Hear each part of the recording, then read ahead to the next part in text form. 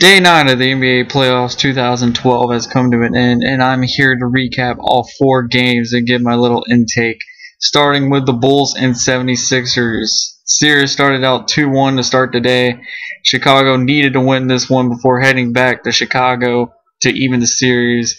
It didn't start out too good. The Sixers are hot and rolling. Spencer Hawks and Drew Holiday, well, not so much Drew Holiday, but more so Spencer Hawks and Iguodala were getting started early. They went out to a 9-point lead in the first. Then the second quarter, the Bulls caught back up. They were able to close the gap a bit and be only down 2 by halftime. Also to note, Joakim Noah did not play in today's game as well as he did in Game 3 due to his injuries. So it's all left to Carlos Boozer and company. So this third quarter started up. The Bulls and 76ers trading blows left and right. The Bulls would close the gap down to 1 by the end of the third. But the fourth quarter, the Sixers were just making one play more than the Bulls. Bulls they kept it close all the way till the end. And then around the 52nd mark, Carlos Boozer had the ball and then fumbled it out of bounds. It was just a key mishap that put the dagger in their hopes of winning this game. And this is to be the time where they would need Derrick Rose or Joakim Noah out there, and it's clearly showing that they need them. But the Sixers would eventually hit their free throws, and they ended up winning the game 89-82, taking a 3-1 series lead. Game 5 will be on Tuesday, right? Tuesday on TNT, I believe. Maybe NBA TV. I don't know. They never announced the channels in time.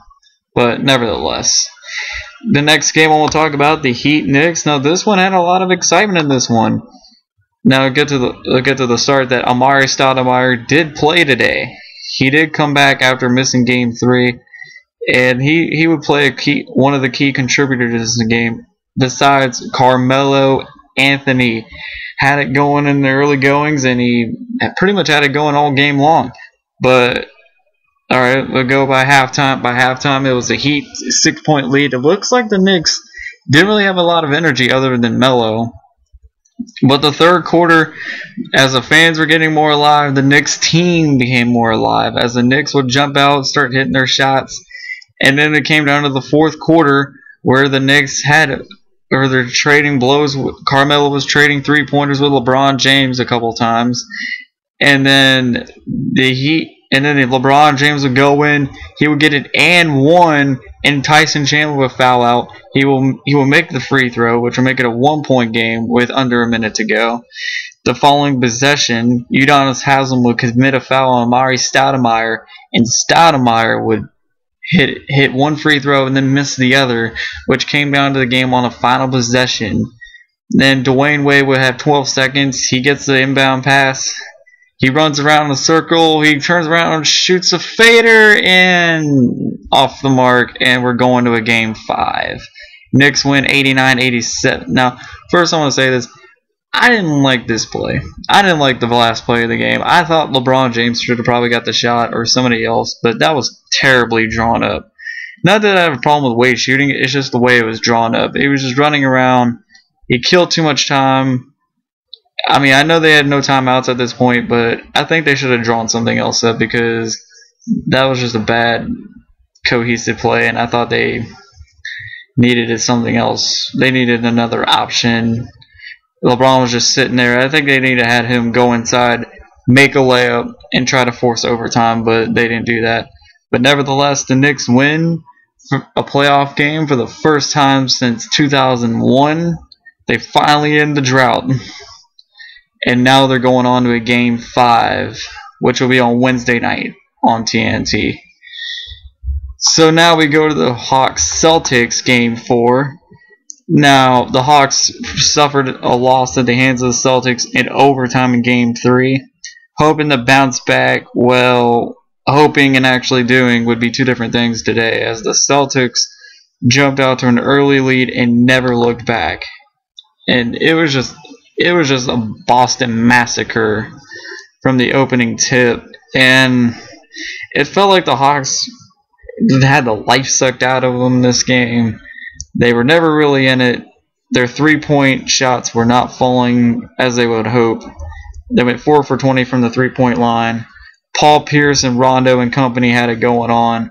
Pierce would have 24, Rondo would have 20. It would just be too much on this day. The Celtics win at 101-79. They take a 3-1 series lead, and Game 5 will be on Tuesday night on TNT. And now, last but not least, we got the Lakers and the Nuggets in a very high entertaining game. Very close throughout. There would be no fast start at the first quarter. But Denver was still lead at the end of one, only by 2 points though.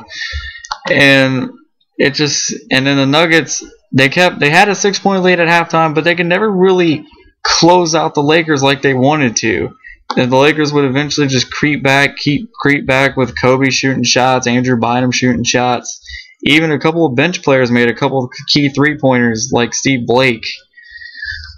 And there was a little play near the end of the game which I didn't really like, which set up the Ramon Sessions 3-pointer where Pau Gasol appeared to set up some kind of an illegal screen and elbow Gallinari. Gallinari went straight to the court.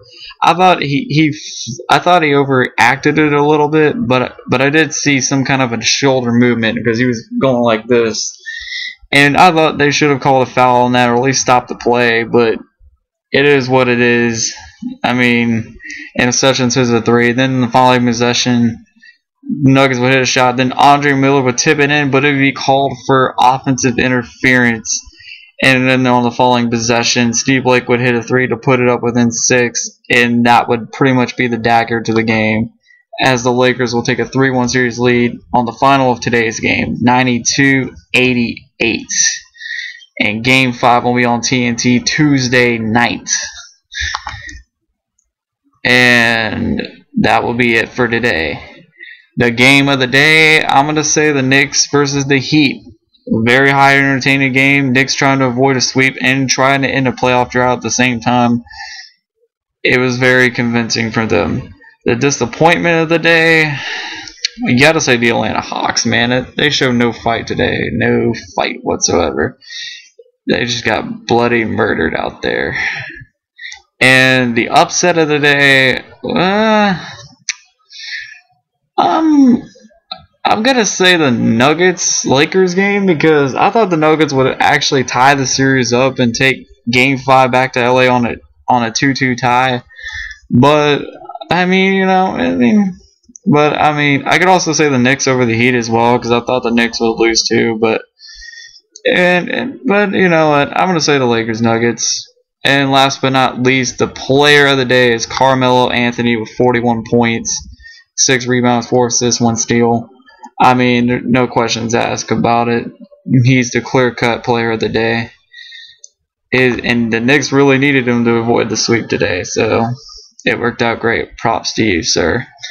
Be sure to leave your comments below as I am done recapping today's games. Be sure to check back tomorrow for day 10 of the NBA playoffs, as we got San Antonio taking on Utah and Memphis versus the Clippers. 2 critical Game 4s. Well, more so critical for the Grizzlies game than it is the Spurs Jazz. The Jazz are trying to avoid getting swept while the Grizzlies are trying to tie the series as they go back to Memphis for Game 5. So be sure to check back tomorrow. I'm out.